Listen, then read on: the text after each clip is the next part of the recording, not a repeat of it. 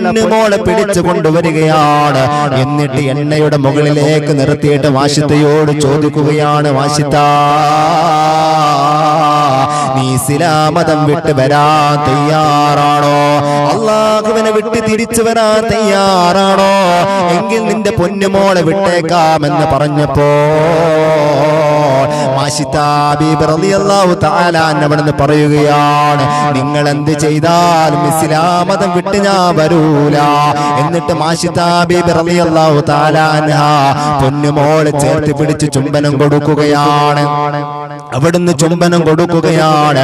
അവിടുന്ന് പറയുകയാണ്, എന്റെ പൊന്നുമോള് കരയല്ലേ, എന്റെ പൊന്നുമോള് കരയല്ലേ. നമ്മൾ സ്വർഗത്തിലാണ്, നമ്മൾ സ്വർഗത്തിലാണ്, നമ്മൾ അല്ലാഹുവിനെ കൊണ്ട് വിശ്വസിക്കുന്നവരാണ്. എന്റെ പൊന്നുമോള് കരയല്ലേ, നമുക്ക് നാളെ സ്വർഗത്തിൽ കാണാം എന്ന് പറഞ്ഞ് പൊന്നുമോളെ യാത്രയാക്കുകയാണ്.